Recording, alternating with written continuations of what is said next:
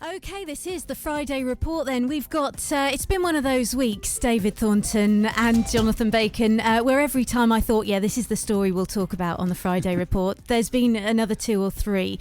We're going to start, I think, with John Platt. Now, we've discussed this on the show in previous weeks. This is the Sandown dad whose fines for taking his daughter out of school during term time were thrown out by magistrates who decided there was no case to answer.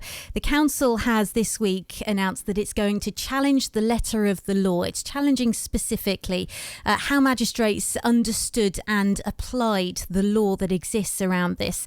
Jonathan Bacon, first off, there's a lot of criticism of the decision to challenge this at the High Court of Appeal. People are saying it's a waste of money. Why are we doing this?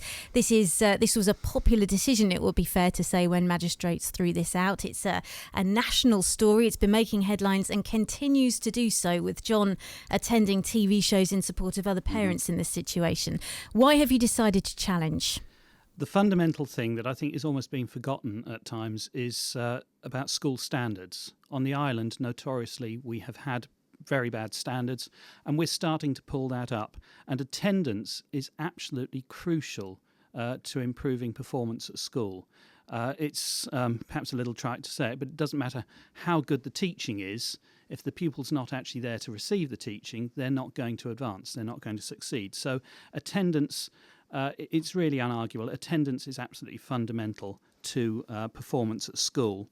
However, the problem is, and you said we're challenging the letter of the law, if you look at it, no one's actually sure what the law says. The law says there must be regular attendance, but nowhere does it say what regular means.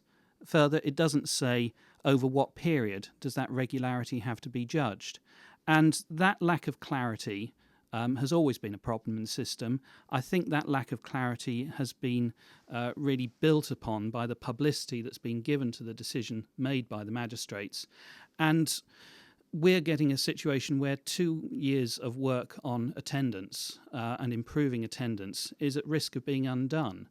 There are parents at some schools who are openly challenging head teachers now, saying, well, I don't have to bother now, do I? I don't have to bring my child to school. I can go on holiday when I like because the magistrates say so.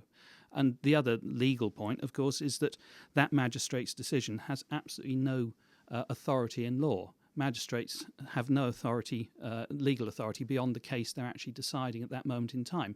They could the next day decide an exactly similar case in exactly an opposite way, and there's no legal basis for challenge. So with all that uncertainty and the absolutely fundamental importance of building the attitude towards attendance and building on the work that's happened in recent years, that's why the decision had to be made, really. The problem is, though, Jonathan, we're going to talk about how the council is cash-strapped. We're going to hear exactly what impact that is having. And to go and spend, how much is this process going to cost to go to the High Court? The rough assessment is £10,000. But I think one thing that has to be borne in mind is that legal proceedings, it's not always the council's choice whether you enter legal proceedings. It is, I'd suggest, just as likely that if the decision at the Magistrates' Court had gone the other way, there could still be an appeal. And the decision, even if it had gone the other way, could still be taken through this process, in which case we would be spending that money anyway. The council has to have a reserve of money to deal with legal actions, whether it's taking them or it's facing them. But as I say, the issue is so fundamental. It's one of those key things the council still does and is still responsible for, that £10,000 is really, in the grand scheme of things, I know it sounds like a lot of money, but in the grand scheme of things, with the fundamental importance of this issue, it's money that I think has to be spent to get this issue clarified. Is the council, though, being a bit bullish about this? Steve Stubbings, deputy leader, was on this show giving his personal opinion on the matter, and he had sympathy with this. He had sympathy with parents who are facing these fines when the as you say, the law is unclear. So who's to say that the Isle of Wight Council's on the right side and the parents are on the wrong side? Is it the Isle of Wight Council's responsibility to take this to court? Should it be down to somebody else? That's down to our magistrates who made that decision. We're the only people who can do that because we're the ones who've got the magistrates who've made that decision. As far as Steve's point, absolutely. The other problem I didn't get a chance to say anything about just then is that the law we have I've openly said it's not a good law. Attendance is about developing a positive attitude, both amongst pupils and parents, to the importance of attendance.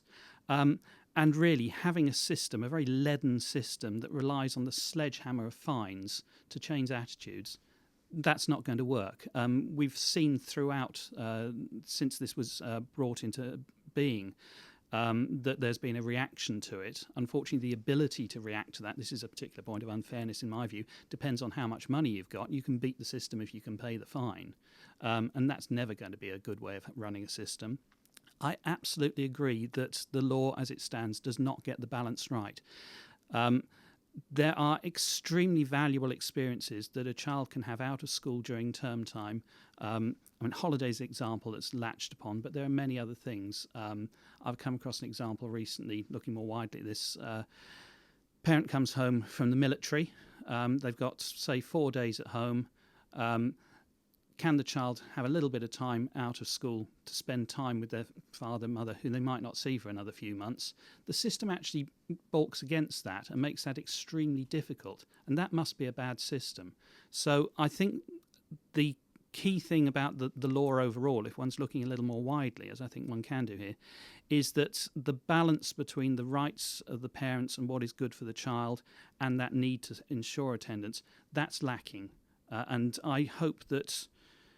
I hope this isn't a forlorn hope, but I hope that getting this before the High Court, which actually has legal authority, as I say, to put down a ruling, might then have the knock-on effect of getting this law considered properly so that we can get the balance back. And that's how you're going to get the right attitude towards attendance developing, by having a law that people recognise and respect, and not one that is almost universally, and I include myself in this, is almost universally detested.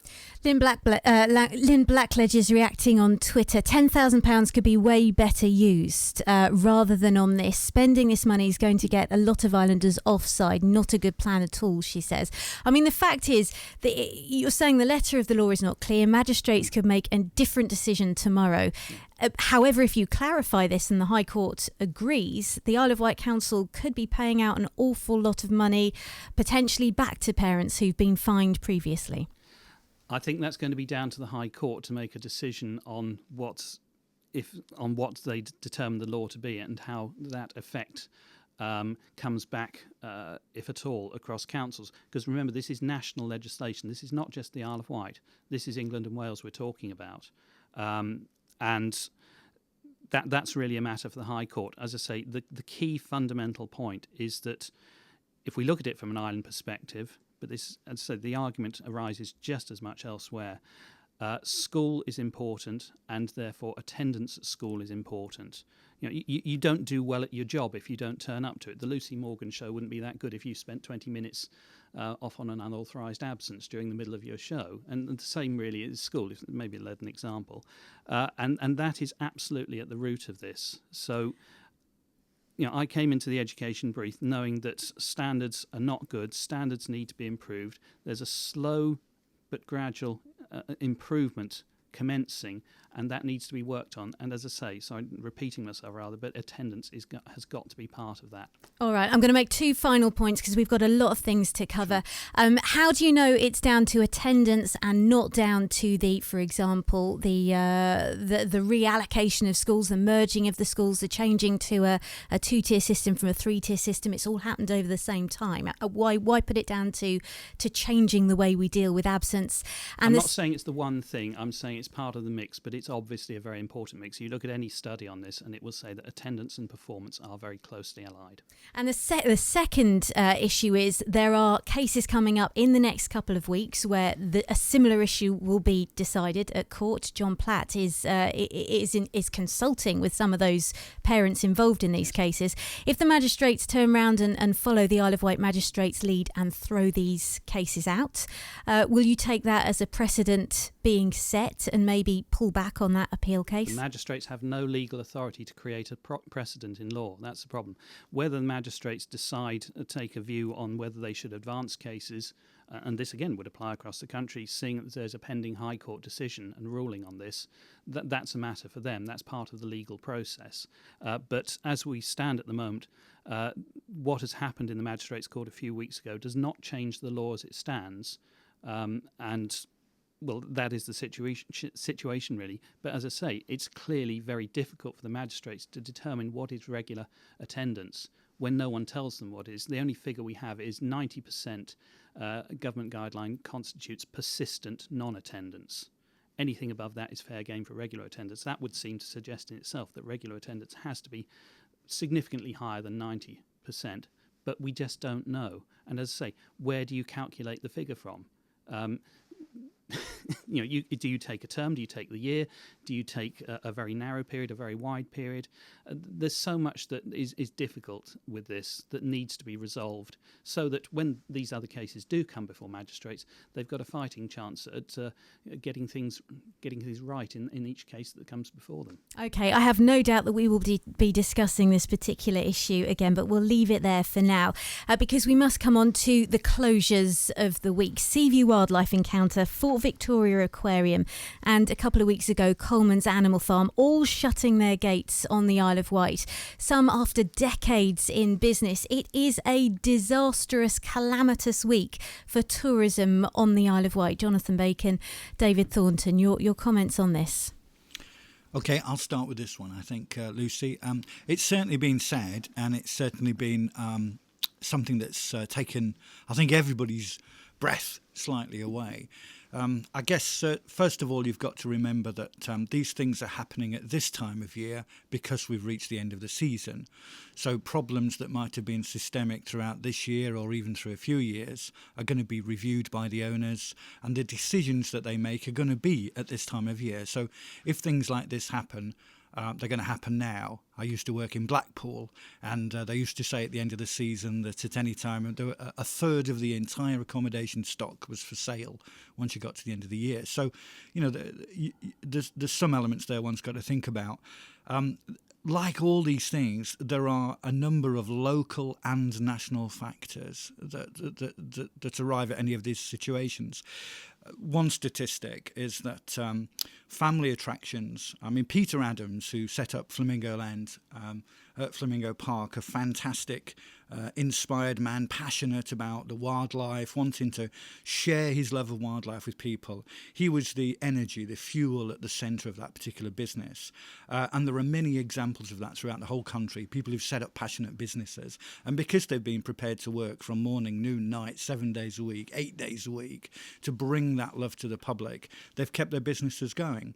But it's also true that when they pass on to another generation, half of all the family-run businesses, as they passed on to another generation, the family decides to do something different with the business, to either turn it into something else or try to keep it going for a while or sell it on or whatever. So that can be a pressure.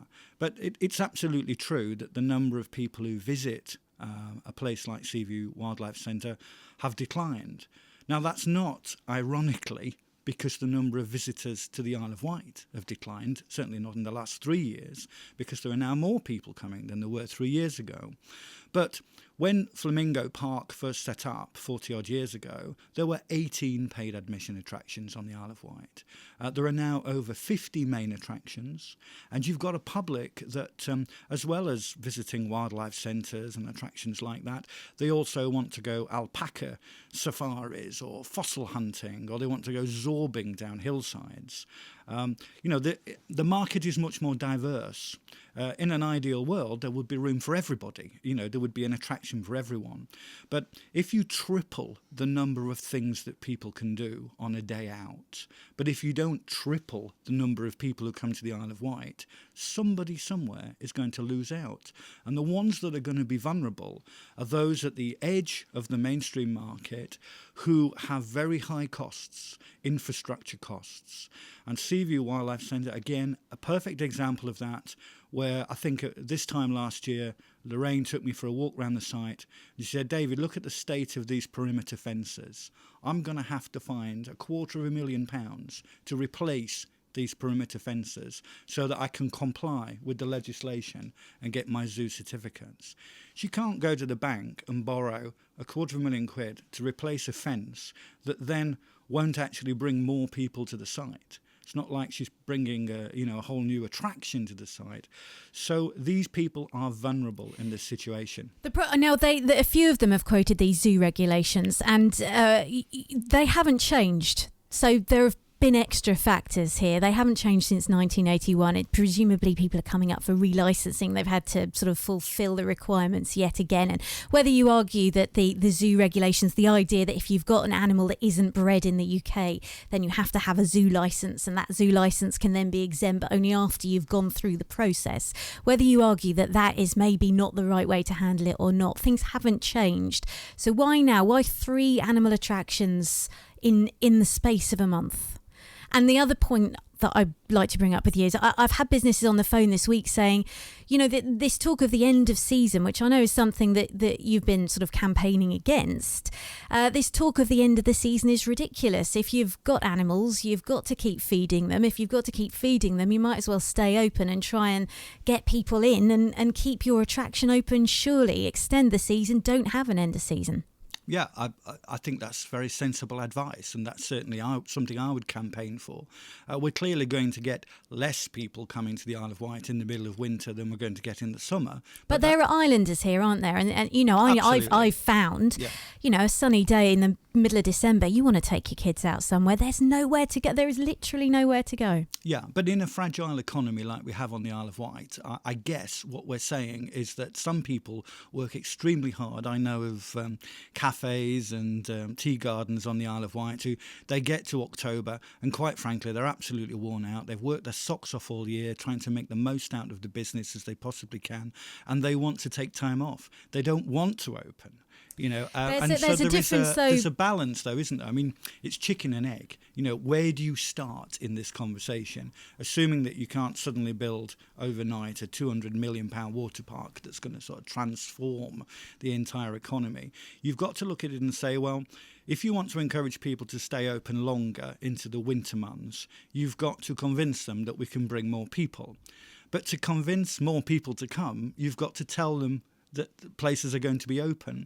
So you can't radically overhaul sort of systemic tourism patterns overnight. Visit Isle of Wight has been going for 36 months. We've got most people sat around the same table, trying to talk in the same direction. We've got a lot more hard work to do, but I think we can extend the season over time. We can improve things. There are now more people coming in the winter than used to come. So the season is extending, but we're a very fragile economy. We are on the edge, and that's not a comfortable place to be, but it's the only place we are. So we can only move forward from where we are now. David, I want to pick up on that point on taking a break and what that means to your average full-time worker who doesn't run somewhere and doesn't, finish at the end of October. But before we do that, let's take a call. Good afternoon. You're live on Isle of Wight Radio's Friday Report. Who's that? Could you turn your radio off for me if you've got a radio on there? That's lovely. Who's that on the phone? It's Carl Feeney from ProLink. Hello there, Carl. What's your comment? Well, I've just been listening to David Thornton, and it does seem like a bit of a bluff, the comments he's been making with explaining that families don't want to take over businesses, so they close after the main the person that opened it retires, or in the Adams' case, he deceased. But David Thornton, are you aware that the difficulty of booking a ferry and the time consumed loading and unloading it, and the high cost associated with this unreliable and outdated form of transport, is now deterring people from visiting as tourists and also visiting friends and family? Are you aware that this is the 21st century and people expect better transport links with 24/7 access? Carl, let's put that to David. This is a fixed link argument. Is it about the ferries? Really. Is it about the fixed link? It's about tourism. It's about trying to get people to come to the Isle of Wight that don't... At the moment, they're having to endure all the costs involved, which can be £200 return for a car in the summer. And it depends on whether the ferries are busy or whether they're going to put those fares up. In July and August, they can be excessively high, which deters people from coming from the Isle of Wight. And if we're going to have a holiday season and it's a short season, surely it would be good not to deter them, but just to have a quick access to the island where they can come, spend the money, and go home. All right, Carl, let me put that to David and Jonathan then.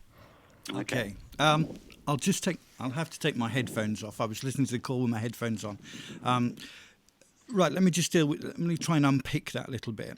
First of all, on the David Thornton is bluffing point, let's just make this clear. The statistic I gave you there of half of the businesses when they move to another generation close is not David Thornton's idea of what happens in the world. That is a factually accurate statistic. I've been in the visitor attraction industry for 30-odd years. I've worked with many family owners. That is a point of fact. It's not something I'm saying as an excuse. I'm saying it is perhaps one issue in this particular debate. The ferries, crikey, I wondered how long it'd be before we got onto the ferries and the price and the barriers that there may or may not be. It is certainly true that if the ferries were free, my job would be easier. I'm not going to deny that. But there are no ferries to get to Scarborough. There are no ferries to get to Weston-super-Mare. There's no ferries that you need to get to Torbay. How come then that these tourist destinations are also on their knees and in some cases are in worse cases than ours? That's not an argument for why we mustn't address every possible opportunity to get people across to the island. But I'm sitting on a marketing budget today of maybe £800,000 a year, and potentially this time next year I'm sitting on a budget of perhaps half that or perhaps twice that. But at the end of the day, all I can do is promote the best things about the Isle of Wight and encourage people to come. Of course, I have conversations with ferry companies about pricing. Will they do certain offers at certain times? Will they be able to collaborate with us? If I had the money in my back pocket, would I build a cable car from Lymington to Yarmouth? I might. I think that would be a nice thing to have. I don't disagree with any of the points that are being made here, but I'm not specifically in much of a position to do anything about it other than what I'm trying to do with give people more reasons to visit the island. And I think at the end of the day that the surveys that we do they tell a very different story if you're surveying local people about access to the mainland and if you're talking to mainlanders about coming to the Isle of Wight. And the survey work that we've done with Visit England suggests that there are times when the ferry is seen as an exciting and interesting part of the holiday experience. There are also times when premium prices apply, and I know that can affect decisions to visit. But is there much I can do about it other than promoting an attractive Isle of Wight at the moment? I'm not sure there is. Carl, David, I'm going to move us on from this point. Thank you very much indeed. But Carl, I have no doubt that at some point we'll have White Lincoln Red Funnel on in the near future, and those points can be put also directly to them. But we must move on. I just want to pick you up a couple of times, David, here. You mentioned this idea of an end of holiday season. Talk to me about the full-time worker. They don't have an end of season, but they still put their all into their job. They get their week away on holiday, maybe term time, maybe not, to go away and have their breather, and then they come back and they carry on with their job again. Yes, that's true, but it's also true that a lot of people who don't work in the tourism industry manage to get a break in the summer. And it's pretty sure that the people who work in the tourism industry don't. And also tourism industry people tend, on the whole, to work 7 days a week during the main season. I know I do, and I'm only supporting them, and there are plenty of them that do have to do that.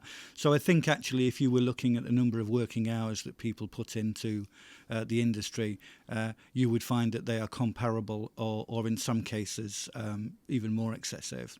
And are Isle of Wight businesses simply not keeping up. They're not diversifying their funding streams enough. They might have a cafe that's open to visitors, but maybe not to the general public to pull in. They might not be having sort of outreach things that give people a cause to visit. Are Isle of Wight businesses guilty of that? Well, there is some truth in some aspects of what you've just said there, because at the end of the day, you can't paint the whole of the Isle of Wight in one colour and say that's, the same is true of everybody.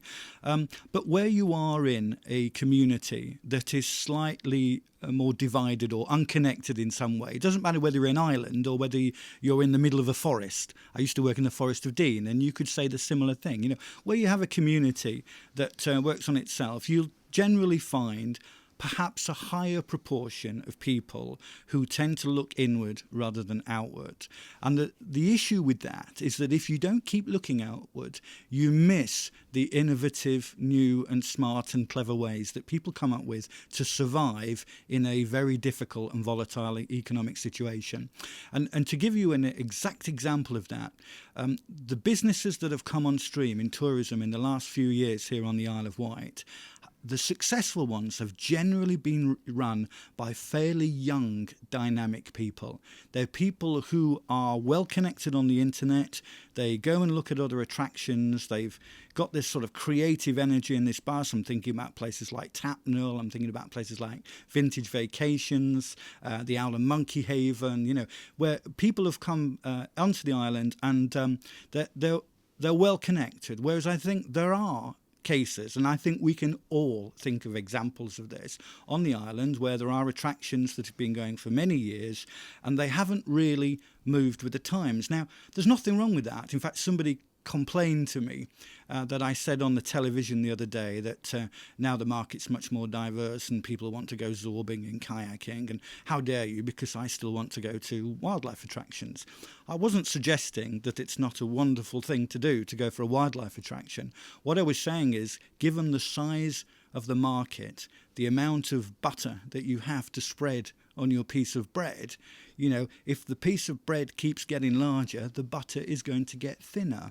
And we all need to work together to have a vast range of attractions which will be suitable to lots of other people. All right, on that bombshell, I think maybe time for a snack and a drink. We'll take a quick break. When we come back, what exactly is a D-bid? How will it affect you? And how are Jonathan and David sat next to each other right now, given that the Isle of Wight Council's pulling its funding from Visit Isle of Wight? The Friday Report, getting to the heart of island issues. Welcome back. This is the Friday Report. I'm Lucy Morgan. Joining me in the studio today, we've got leader of the Isle of Wight Council, Jonathan Bacon, and Visit Isle of Wight CEO David Thornton. If you've been listening today and thinking, do you know what, I want to have a say, there are loads of ways to do that. You can find us on Twitter. We are at iWhiteRadio, hashtag Friday Report. You can find us on the text IW, a space in your message. Send it in to 81222. 822002 will get you through on the phones, and you can comment on Facebook as well. If you head to our Facebook page, you'll find a place there for comments. So we've been talking all sorts of things, but we must come on to the big story of the day, which is the D-bid and the fact that the Isle of Wight Council has pulled its funding from Visit Isle of Wight. We knew it was coming. We didn't know how soon it was going to happen. Just a quick comment before we get there. Phil and Deb from Manchester on the text here. We spent the last week and disappointed to find Osborne House was closed. Fortunately, most other attractions were open. We feel it would definitely attract tourists if they knew places were open, taking us up on an earlier point that we were making. Jonathan Bacon and David Thornton, let's talk D-bid and funding to Visit Isle of Wight then. In this calamitous week for tourism, we've been talking about these closures. Why is the Isle of Wight Council now confirming it's going to pull £330,000 in funding from Visit Isle of Wight? Well, I'm going to dive in first. I knew if David was on with me, I wouldn't get an awful lot of chance to speak, but it's because he's absolutely passionate about the island, and I think people hopefully will listen to what he's saying, because David really knows the business and is really good for promoting us across the world. I'm a little surprised that this has been taken up today as something that's just happened, because the decision was actually made on the 25th of February by the Isle of Wight Full Council as part of the budget that we're currently 6 months into. All that has happened this week is that the letter giving the notice that is required under the contract has been sent out. Essentially, I think you just used the word there rightly, confirming what was decided some months ago. The situation is, people were talking just in relation to the attendance debate about us being short of money. We are short of money, and the decision was made back in February that we have to look at those things that are not part of our statutory function, which education is, but tourism isn't. And we have to consider how we best use our money to do what we have to do. The decision was made that 340,000 would have to cease at some point. There were some that suggested we should have ceased it at that point with no notice at all, but I was not in favour of that. We have given Visit Isle of Wight essentially a year to work it through, and what has come out of that is the debid process, which we'll learn a little bit more about in a moment. And it's a question of what the Isle of Wight Council can do, but what we do is recognise the importance of tourism and the tourist economy. And in relation to the debid, we are providing financial support for that. But I think in the long run, what David will say is that the debid is potentially a greater win. In that it will almost certainly, if it goes through, bring more money into the island to support the tourist economy and to support those things that surround and enliven the tourist economy as well. Surely there has to be an element of common sense, though, here. I mean, the Isle of Wight tourism market is worth 25% of the economy, and just because you don't have to do something, because it probably doesn't mean very much in a place like Oldham or Rotherham, there isn't probably a great big tourism market there to sort of legally protect. Just because you don't have to do something doesn't mean you shouldn't, surely. In this particular case, given its importance to the island. I'd agree with the spirit of that entirely, but of course we are being pressed into a position by central government where we don't have the luxury of thinking there's still some discretionary things we'd like to do. We are being cut to the bone, and therefore we're getting to that point where it's not just what do we have to do, but can we do those things we have to do? How can we actually meet the statutory requirements placed upon us? That's not a very nice place to be in. But as I say, we do what we can, and giving through a loan financial support to get the debid up and running, which I've very actively supported, is I think the best thing we can do in the circumstances we're placed in. So, David, why are you highlighting this now? Why are we sort of, making such a big deal of it? We knew it was coming. You've had time to try and find different funding streams. Why now? Well, there's two stories here, and they're not. One doesn't necessarily lead into the other.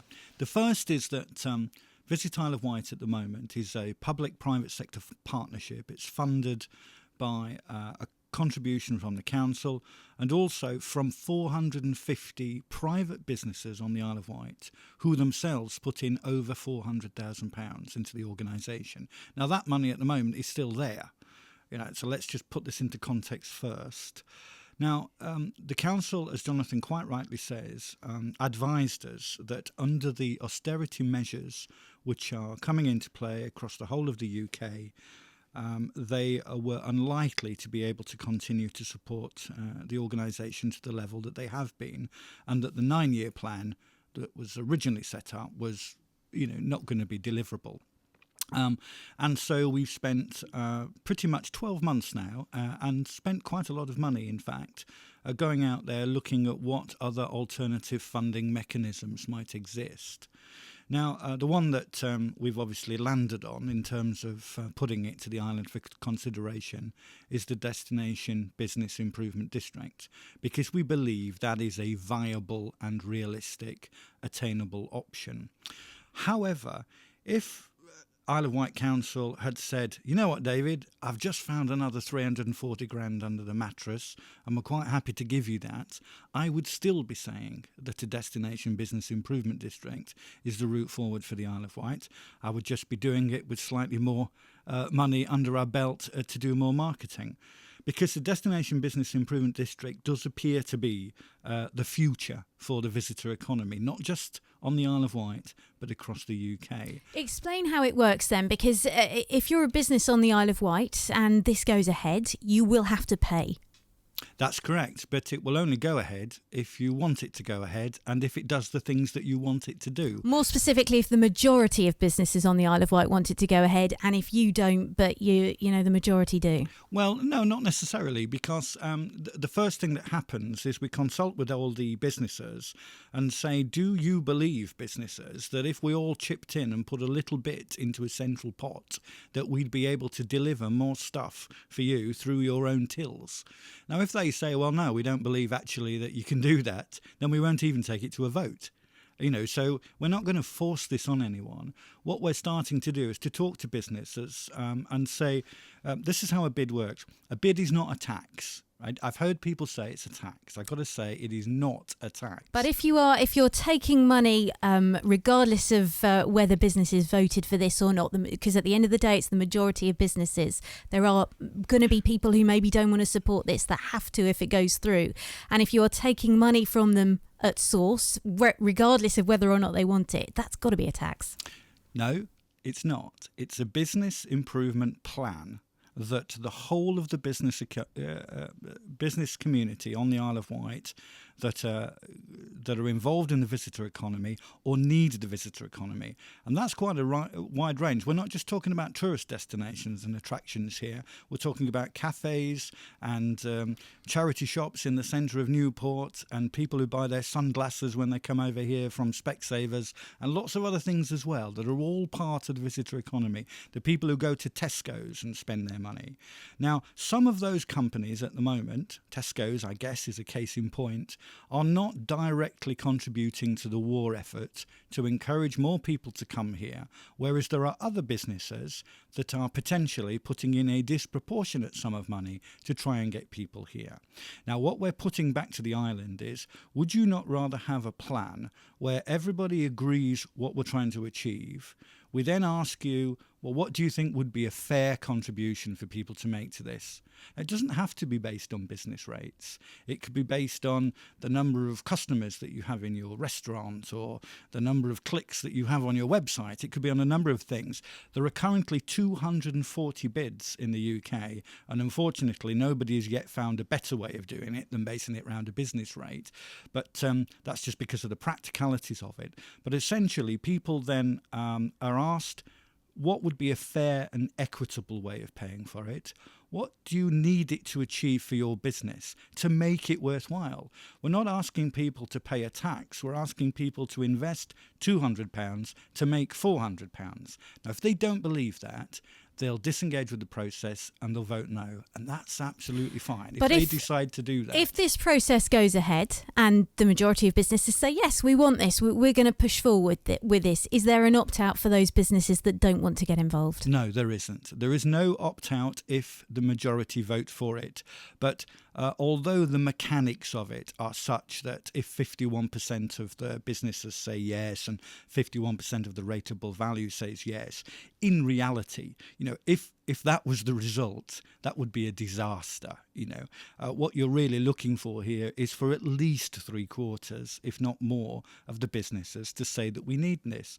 Now, there's always going to be some businesses who feel that if they put their little advert in a guide that's handed out on the ferry or promoted somewhere else online in booking.com or whatever, they've done their bit for advertising.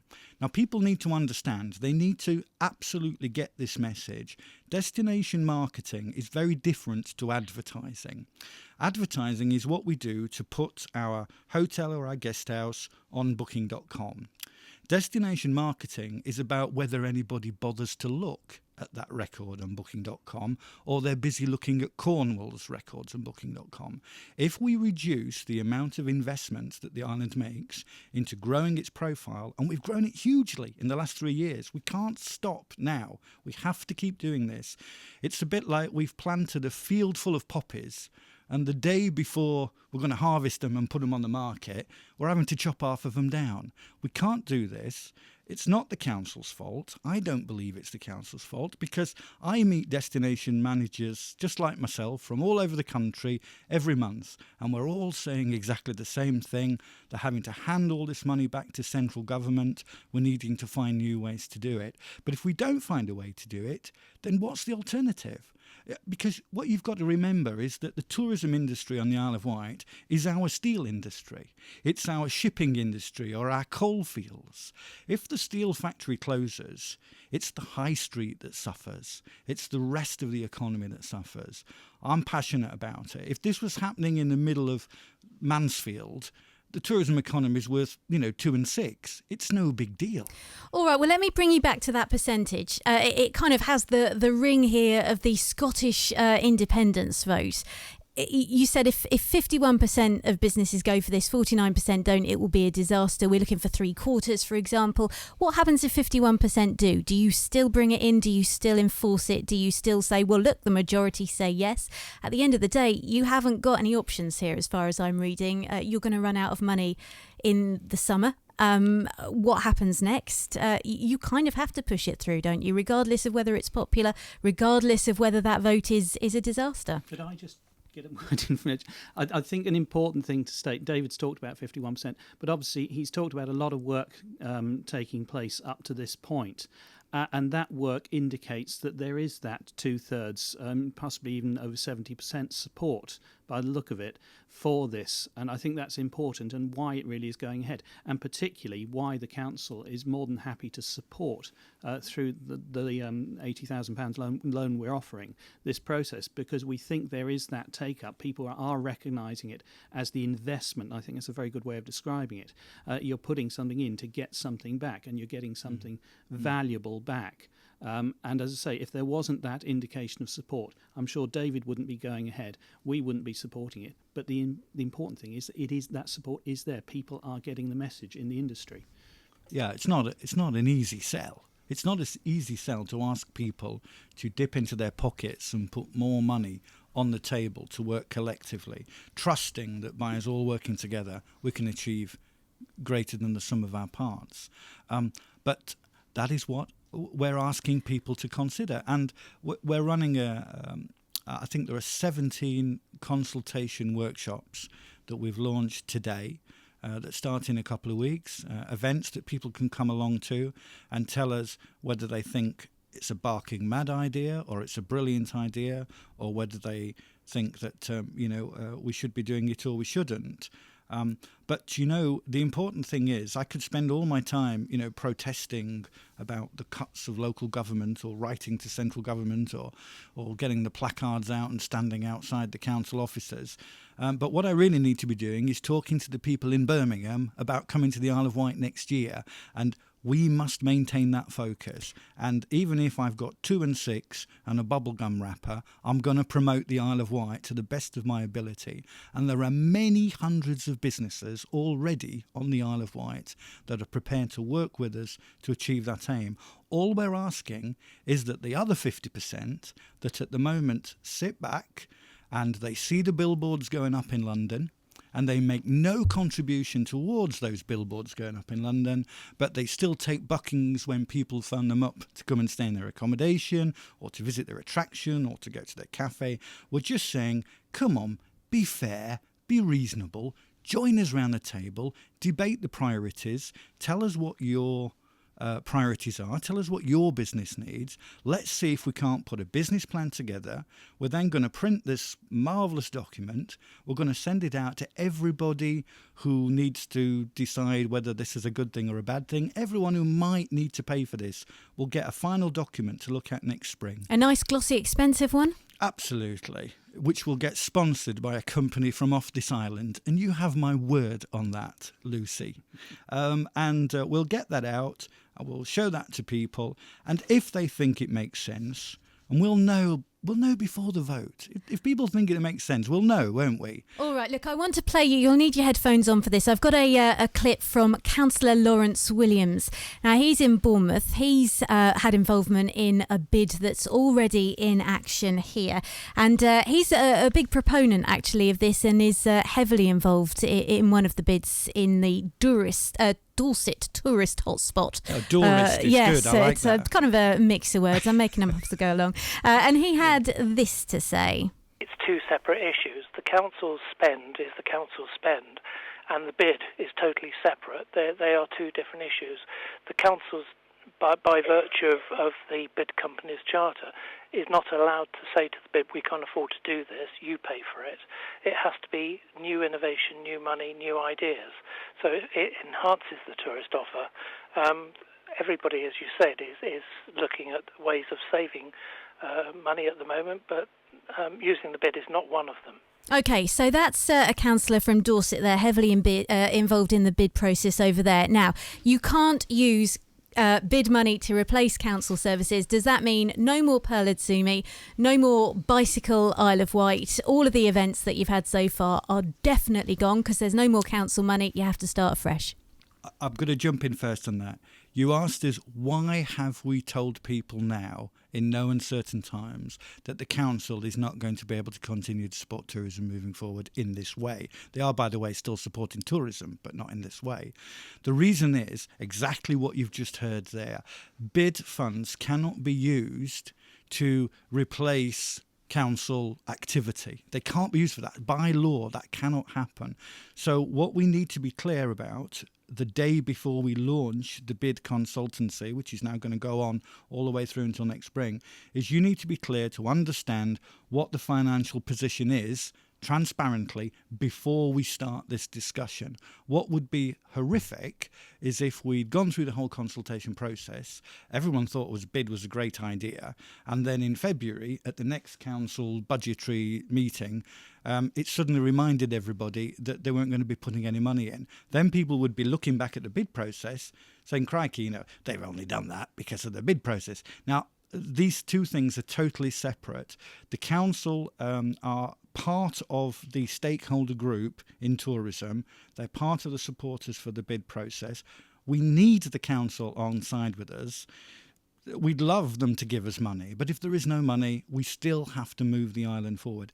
So in terms of Pearl Adzumi, events like that, those activities were funded partly through the local Sustainable Transport Fund, which was a government grant that came through Isle of Wight Council and to Visit Isle of Wight, partly through support and funding from Island Roads, White Link, Red Funnel, companies like that, and partly through the DMO.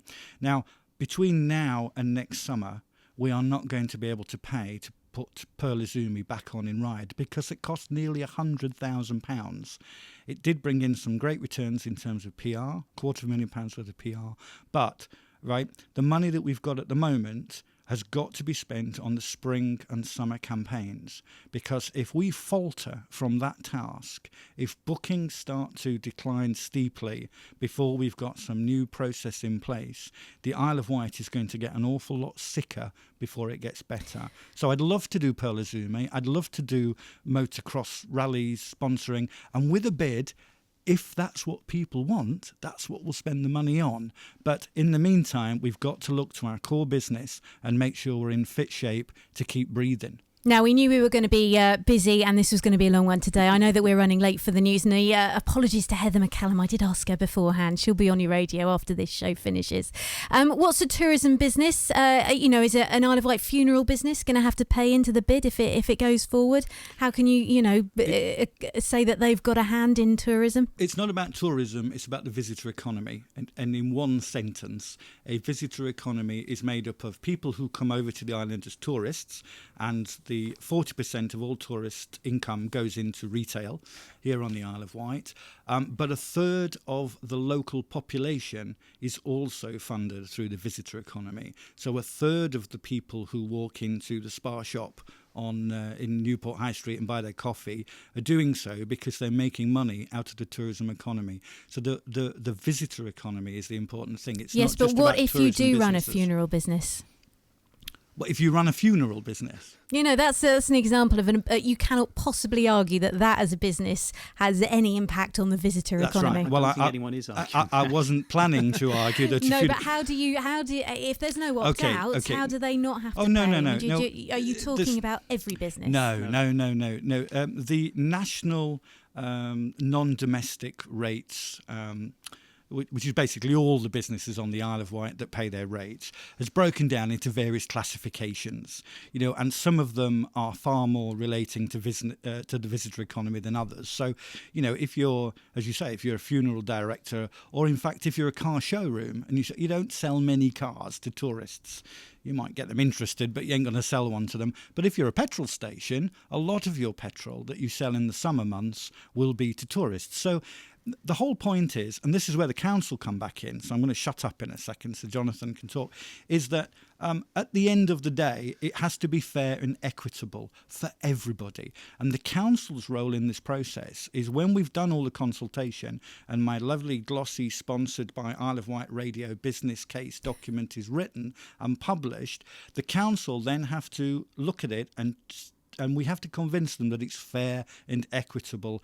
to everyone. So what we're saying is, if you do run that car showroom, if you do run that funeral business, you're not going to have to pay into the DBID. Not going to have to pay, but if they'd like to make a voluntary contribution, they will be welcome to do so. Okay, all right. It's we're going to have to see how it pans out, I suppose, and this thing will develop over the coming months. Although you haven't got an awful lot of time to make this happen. What if your head office isn't on the Isle of Wight? Can you opt out? Is there? Can you maybe argue there that, well, we're not based on the island? Why are you including us? Businesses that are on the island, wherever their head office is, if they're on the island and they're in the business rate system, then the right part of the business rate system, the right bracket, then yes, they're part of the system. So Tesco, I don't know where their head office is. I'm sure it's not on the island, but they would be in there as they are an important retail business, and they get a lot of business out of the visitors we have to the island. And what about Whitelink and Red Funnel? Are they signed up for this? Yeah, they're signed up for it. They will be bid levy payers if it goes ahead. Plus, they've also confirmed that they will continue to make their additional marketing contributions into the organisation, which means that the money that they put in will keep all the cogs turning. It'll pay for the photocopier and all the stuff that has to be done to run a business, so that the bid money can be used to create that additionality that it needs to do in order to grow the visitor economy. One more issue before we go, and then we must leave it. So this one's a bit of a brief one. But Western Academy, Jonathan, at what stage did the Isle of Wight Council know that Western Academy was due to close? We've seen some emails here at Isle of Wight Radio that showed that it was going to close about 2 days before it was made public. So why were discussions underway among the Isle of Wight Council, among people, council officers there? And we've had emails to show this. We were made aware that there was a discussion going on between the AET and the DFE, whose decision it was, at the end of, I think it's about 2nd or 3rd week of July. And there was an awareness, there was an ongoing discussion. The discussion and the decision then went on between AET and the Department of Education. And as I say, we got the information pretty much to tell us this is what the provisional decision is that the minister's made. This is what we're going to announce, and working up to an actual decision date, which of course we're now past. And what's your message to parents? They're now scurrying around trying to find somewhere for their children to go to, starting in the spring term after January. Some of them are being offered... Your information's a little bit out of date then, because all but 3 have got a placement. Quite a lot, in fact, the majority of pupils moved just after the half term we've just had. The majority of pupils got their first choice placement, including particularly the year 6s, and there's been a transition of teachers, because obviously there are only a very few pupils left at Western now. Teachers that were at Western are working in the new schools to ease the passing, as it were. I believe there are 3 pupils who are going through a process of determining which school they're going to go to, but the council officers, because that is the role of the council in this one, to really deal with the decision once it's made and ensure the safe and successful transition of the pupils to a new setting. The council officers have worked very hard there were personal phone calls, etc. And as I say, there are 3 pupils where there isn't a final decision, but those pupils are being very closely, parents of those pupils being very closely worked with, as I understand it. So I think that's the picture. So it's not that there are lots of children flapping around in the West Wight, not knowing where they're going. Most of them are in their new school. That's most important for the year 6s, of course, because they're in an exam year, and the priority was them. But everyone else has followed through, save as a save for 3, but they are very much in the process and being dealt with, and I hope they will get an appropriate and sound outcome. That's what the officers are working towards. And there, I think we will have to leave it. We've got all sorts of questions coming in about Asda cash and all kinds of things, which we just aren't going to get to because it's already 10 past. We will save that for another day. I'm going to finish on a call from a lady called Cheryl. She's lived on the Isle of Wight for 2 years, loves the island, volunteers at Dimbola Lodge and other groups in the West Wight, points out that alongside the loss of the attractions that we've been talking about, the Gaffers Fest also being moved to a biannual event, she's very worried jobs are going to be lost at a time when investment's crucial. We should be doing something proactive to help the industry, which I'm sure is what both these gentlemen will argue, not taking the money away. Also pointing out the reduction of tourist information centres. It's harder for people to know what is out there. Funnily enough, Cheryl, a West Wight special on the Friday Report next Friday on this show. But at this stage, I must say thank you very much indeed to Jonathan Bacon and to David Thornton for your time today. We will have some news and then we will have a delayed Heather McCallum on the show. Thank you to you if you've sent a text in or maybe made a call today. A West Wight special on the Friday Report next Friday after the Isle of Wight today at 1 o'clock. I'm Lucy Morgan. Heather's here next.